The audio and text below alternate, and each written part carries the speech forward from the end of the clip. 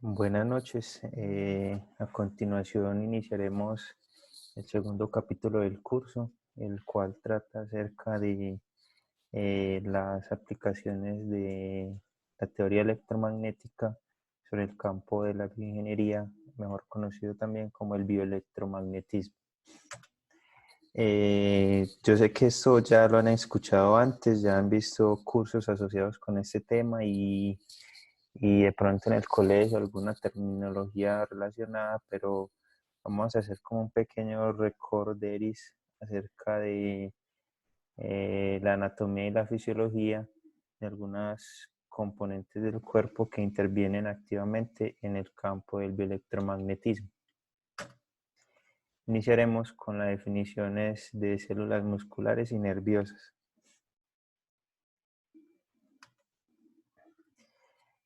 Antes que nada, debemos hacer un reconocimiento a dos científicos muy importantes que en el año de 1906 ganaron el premio Nobel en reconocimiento de su trabajo, en el reconocimiento de la estructura del sistema nervioso.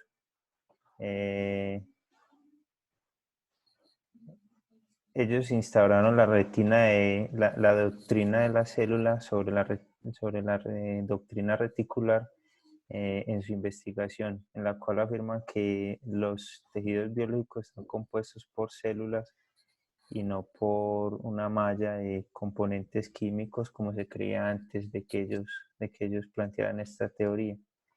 Estos dos científicos son Santiago Ramón y Cajal y Camilo Golgi. Alguien muy mencionado y de pronto que ustedes ya han escuchado ese nombre muy a menudo.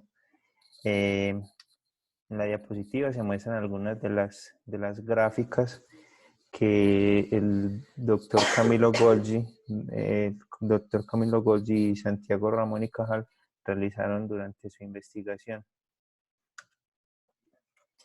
En esta diapositiva les presento a la célula.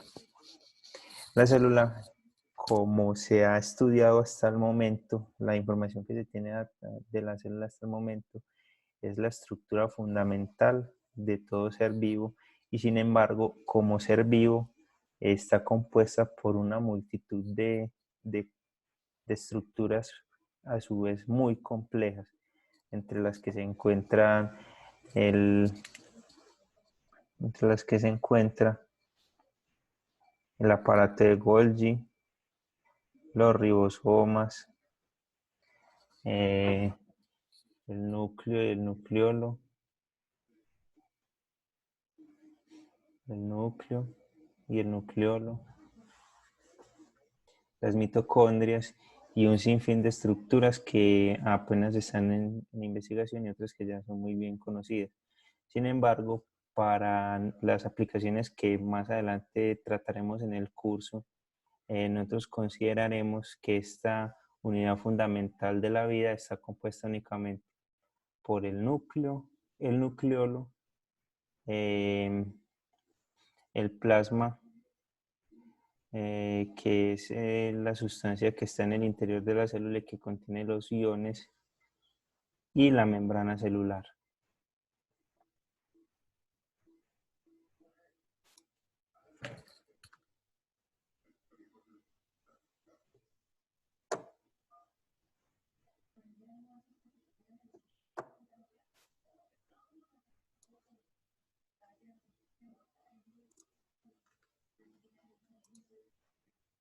Ok, entonces hablemos un poco acerca de qué es la membrana celular o cómo está compuesta la membrana celular.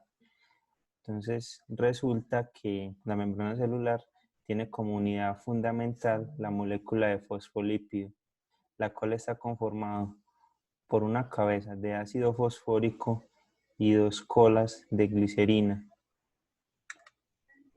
La cabeza, por definición, se conoce como un elemento, como una molécula química del tipo hidrofílica, es decir, que se ve altamente atraída por las moléculas de agua. Sin embargo, las colas se conocen como moléculas hidrofóbicas, las cuales se ven altamente repelidas por las moléculas de agua. En el caso de que nosotros pudiéramos colocar estas diferentes estas moléculas de fosfolípido en un recipiente con agua, notaríamos que la forma que tomarían es una organización en la que las cabezas siempre van a estar hacia afuera en contacto con el agua y las colas van a estar intentando protegerse, estar en contacto con el agua, juntándose entre sí. Ahora, si pudiéramos colocarlas ordenadamente sobre la superficie del agua, notaríamos que las cabezas se colocarían todas en contacto con el agua, mientras que las colas siempre estarán intentando huir a estar en contacto con las moléculas de agua. Ahora, si nos aprovechamos de la característica hidrofílica e hidrofóbica que tienen las diferentes partes de la molécula de fosfolípidos y las ordenamos, las colocamos de manera ordenada, podemos notar que ellas tienden a formar una estructura que se conoce como la bicapa lipídica, en la cual las moléculas fosfóricas de ácido fosfórico van a estar en contacto con el líquido a ambos lados, y las colas van a estar protegiéndose entre sí de la molécula de agua. Y esta es la estructura fundamental de la membrana celular, la cual se le da el nombre de bicapa de molécula fosfolipídica. Sin embargo, esa molécula es únicamente la unidad fundamental que tiene la membrana. Pero la membrana celular está compuesta también a su vez por muchas otras estructuras más complejas. Algunas de ellas se conocen como los canales iónicos. Los canales iónicos tienen la propiedad de permitir o evitar el paso de sustancias de un lado de la membrana hacia el otro. Entonces, únicamente cuando llega una molécula que hace que la membrana se abra, como la acetilcolina, que hace que el canal se abra como la acetilcolina, se permite que la sustancia que está en un lado de la membrana atraviese la membrana a través del canal.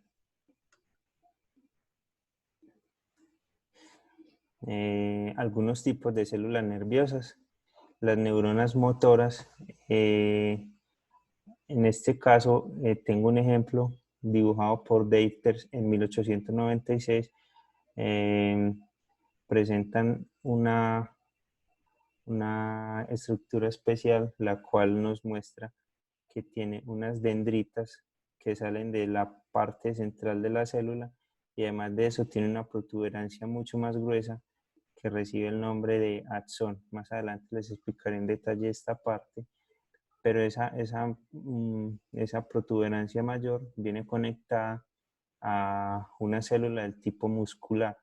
Es por eso que se conoce como neuronas del tipo motora o motoneuronas.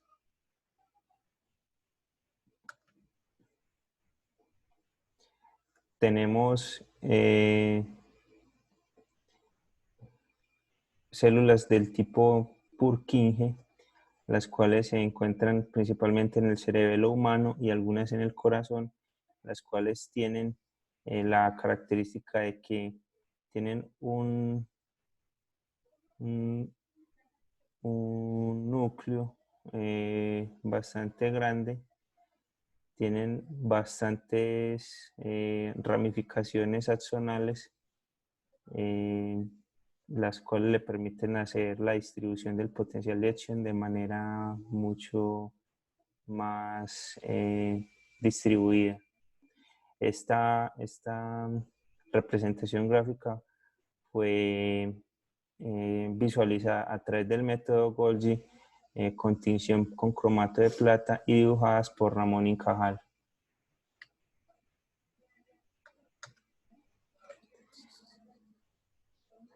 Tenemos otro tipo de células que son las células mitrales, las cuales en este caso, las de esta gráfica, provienen del bulbo olfatorio de una rata. Estas células tienen la característica de que parte de su estructura dendritaria está en contacto con el exterior, reciben esa señal y la trasladan hasta el núcleo de la célula y luego transmiten la información a través del axón, que luego pasa a otro tipo de células que son las células del tipo de Purkinje. Aquí tenemos una representación de una célula del tipo mitral. También tenemos las células piramidales.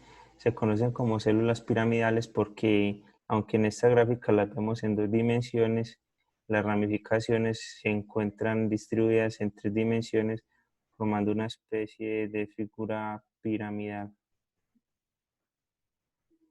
Entonces nos dan una distribución tridimensional de las dendritas en la parte anatómica donde se encuentran. En este caso, estas células que se presentan en esta gráfica fueron extraídas del cerebro de un ratón. También fueron visualizadas a través de microscopio por el método Golgi con tinción con cromato de plata y dibujadas por Ramón y Cajal. Esta es una imagen de microscopía electrónica de la estructura neuronal en una sección del cerebro. En este caso podemos observar varios tipos de células, entre las que se encuentran las células neuronales y envueltas por un grupo de células que hacen las veces de una estructura y se conocen como las células de la glía. Las células neuronales andan sueltas en el sistema, pero las que le dan ese soporte mecánico o esa estructura para estar distribuidas son estas células de la glía. Aquí una representación básica de una motoneurona. Tenemos la parte del núcleo, que también se conoce como la soma de la célula o el cuerpo celular. Tenemos las diferentes ramificaciones que salen de la soma, que se conocen como las dendritas. Algunas terminales entrantes hacia la célula. Estos son los puntos de conexión, o conocidos también como sinapsis. En el interior de la célula vemos algunas estructuras fundamentales como son el núcleo, el nucleolo, el aparato de Golgi, las mitocondrias y así. Pero tiene, además de eso, una parte muy importante que es una protuberancia de mayor longitud que se conoce como el axón. El axón transporta el mensaje electroquímico que se quiere enviar desde el núcleo de la célula hasta otro tejido. En este caso, como se trata de una motoneurona, realiza su conexión o tiene su punto de anclaje sobre células del tipo muscular. Además de eso, en esta figura podemos observar que ese axón está rodeado por una estructura. En este caso observamos en el ejemplo 2, pero en la realidad un axón puede estar rodeado por muchísimas de estas estructuras. Estas estructuras se conocen como células de Schwann. Estas células son producidas en el proceso de mielinización del axón,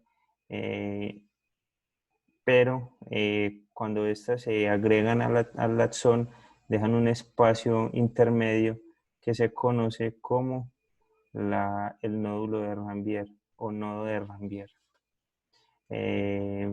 No sé, de pronto ustedes ya habrán escuchado el propósito de estas células o de esta mielinización es aumentar la resistencia al paso de los electrolitos, de los iones, perdón, desde el interior hacia el exterior en esta área, y a su vez aumentar la velocidad con la que se conduce el impulso nervioso. Más adelante hablaremos con más detalle acerca de este fenómeno. Por ahora observemos que esa mielinización se hace a través de una célula especializada que se conoce como célula de Schwann y que hace una especie de enrollamiento alrededor del axón.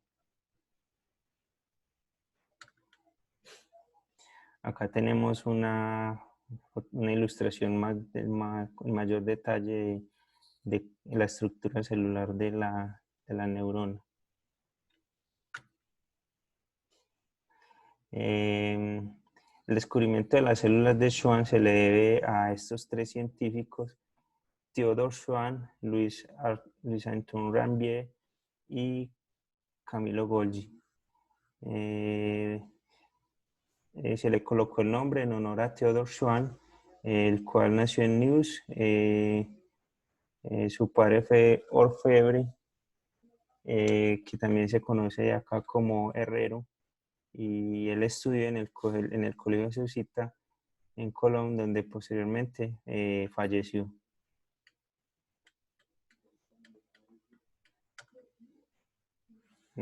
Acá tenemos otra ilustración acerca de cómo se comporta la célula de Schwann, cómo va realizando un enrollamiento a través de alrededor del axón de la célula. Podemos observar que es una célula como cualquier otra. Tiene su membrana celular, su plasma celular y su núcleo celular. Adicionalmente tiene las estructuras como el aparato de Golgi, las mitocondrias. Es una célula como cualquier otra.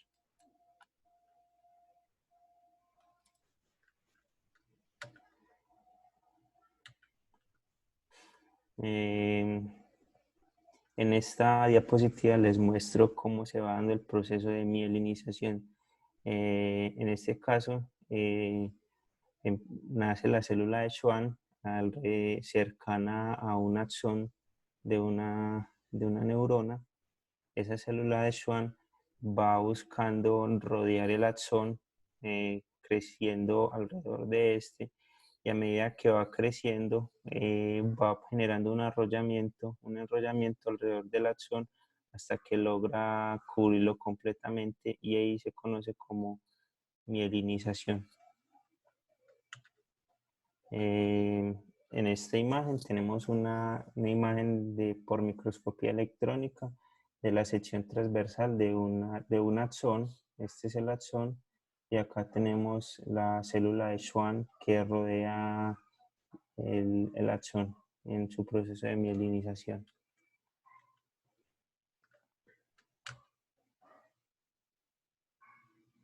Ahora, nosotros podríamos pensar que los nervios o la neurona se encuentra aislada de las otras completamente y es independiente para transmitir un mensaje. Sin embargo, lo que nosotros encontramos en nuestra anatomía es que esas neuronas, esos axones, se agrupan en unos fascículos conocidos como nervios. Entonces, en esta imagen se observa cómo se presenta el axón, cómo se presenta la mielinización de ese axón y cómo está recubierta por un aislante que se conoce como la endoneurina. Todo este fascículo se encuentra unido a una cantidad grande de fascículos que llevan axón, mielina y fascículo externo y endoneurina, y se encuentra recubierto por una capa protectora que se conoce como la perineurina.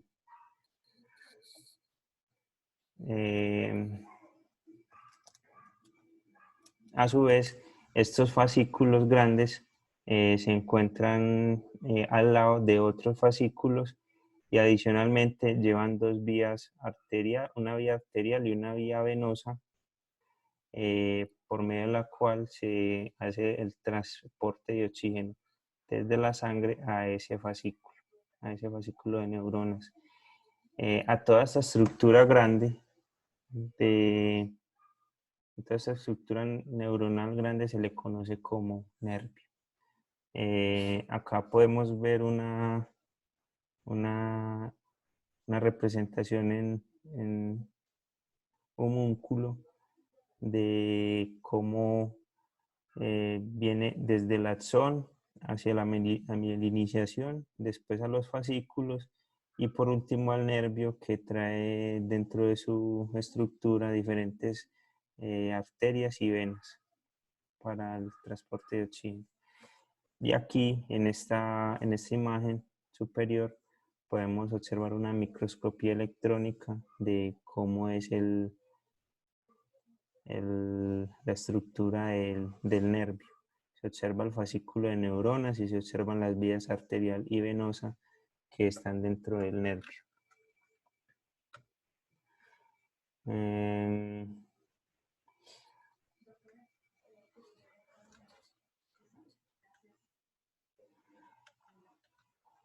Hasta acá parte de lo que es la estructura del nervio.